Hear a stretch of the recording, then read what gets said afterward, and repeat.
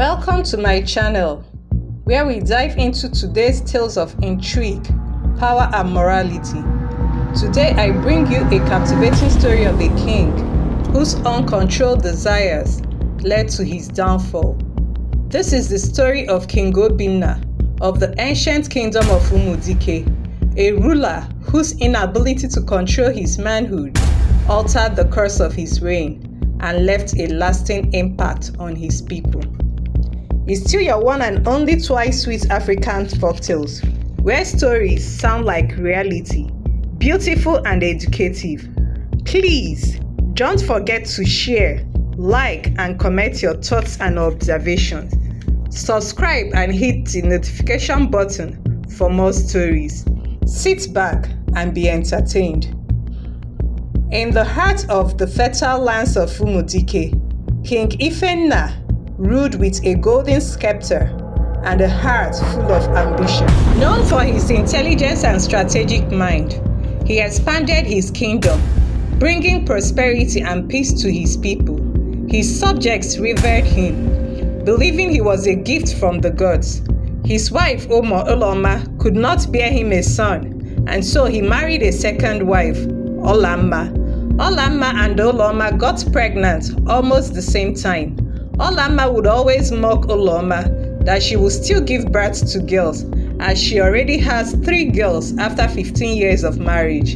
King Obinna cherished Uloma more than Olama. If not for tradition, he doesn't mind if he has no boy. As delivery time came, Uloma went into labor before Olama, but Olama gave birth first to her son, thereby making Obinna the heir to the throne, while Ikenna came out almost immediately. Years later, Obinna, who lacked good parental upbringing, has no regard, no morals, or respect for anyone. He treats everybody like slaves. His mother sees nothing wrong with Obinna's bad character, while Ikenna was properly nurtured. Obinna was engaged to Ijoma, a beautiful, educated, ill-mannered lady from a wealthy family, but yet he was quick to go after anything on skirts. One day, a young teenager of 15 years named Adugo was newly employed as a royal maid. She lives with her sick widowed mother in the outskirts of Umudike village. She was the youngest among the maids in the palace, and her beauty can be seen even with her young age. She was very smart and dedicated to her work, as that's their only hope of feeding.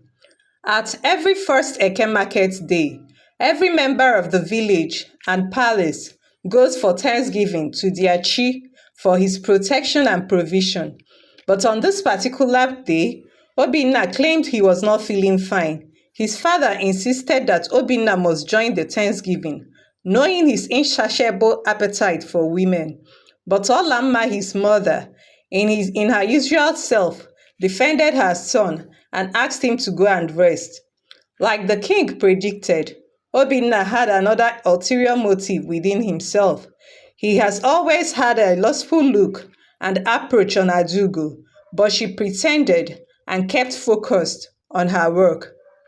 That day, Adugo was sleeping in her chamber, not knowing that everyone had gone for the Thanksgiving. Obinna had been monitoring her movements that day and knew he has not seen her going for the Thanksgiving. In fact, he went personally to force other maids to go for the Thanksgiving. After he made sure that everyone has left, he sneaked into the maiden's chamber. Adugo woke up while Obinna was enjoying himself with her pride. She screamed, but no one heard her. Prince Obinna threatened to kill her if she ever mentions what transpired to anyone. Adugo left the palace in pains and in anger.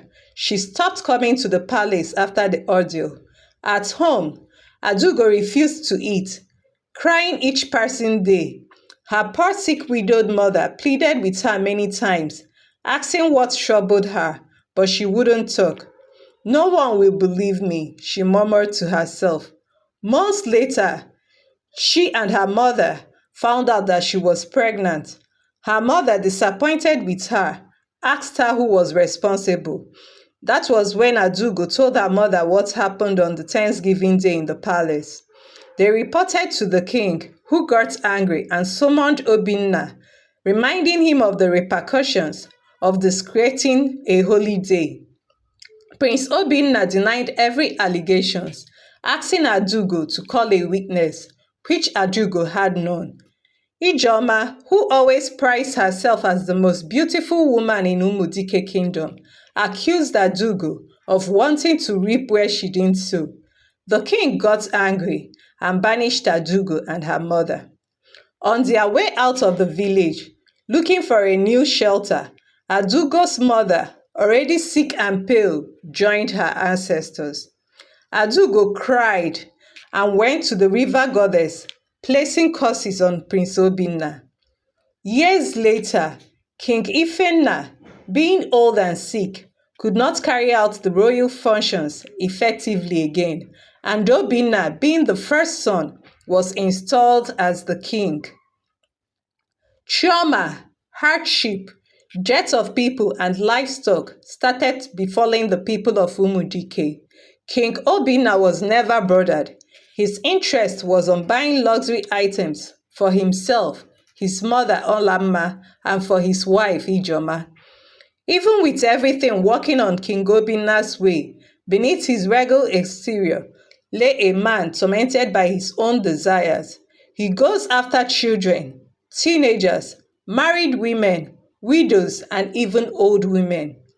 This act of tyranny did not go unnoticed. The kingdom, once thriving under his rule, began to crumble. Famine struck, and the people suffered under his neglect, but none could rebel for the fear of being killed. Some of Obinna's loyal advisors turned against him, seeing the destruction his obsession has caused, while some of his subjects glued with him in order to continue reaping in the wealth he shares to his supporters. The breaking point came during the Thanksgiving festival. The king was nowhere to be found. His Onowu, the chiefs, and the palace guards, everyone went in search for the king. He was found in his inner palace, where he normally holds secret meetings with his subjects, enjoying himself with a year-old baby girl who was reported missing by her parents earlier in the day. Instead of festivities, the people gathered to protest, demanded the king's abdication. Faced with the anger of his people and the crumbling state of his kingdom, King Obinna had a moment of clarity. Realizing the destruction his uncontrolled desires had wrought, he confessed to be responsible for Adugo's pregnancy and pleaded for forgiveness. His mother, Queen Olamma, also confessed to have paid the midwife to declare that Obinna was birthed first. The Council of Elders, seeing no other option, forced him to abdicate. King Obinna, once a mighty ruler, was exiled with his family to a remote part of the kingdom. There he lived a life of reflection and penance, seeking redemption for the less of his days. Adugo, vindicated at last, returned to her village, becoming a symbol of resilience and virtue. King Ikenna was crowned the king after the death of his father, and he made Adugo his queen. In the end, the kingdom of Umudike was redeemed, not by the power of his rulers, but by the resilience and virtue of his people. Adugo, once a victim of the king's lust, became a symbol of hope and strength, inspiring generations to come. King Ikenna, wise and just, ruled with compassion and integrity, restoring peace and prosperity to the land. As for King Obinna, his story served as a cautionary tale, a reminder of the dangers of unchecked power and desire. His legacy was one of regret and redemption, a testament to the human capacity for growth and forgiveness.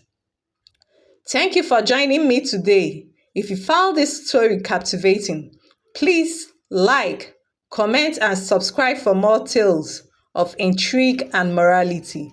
Until next time, remember, true power lies in self control. Bye.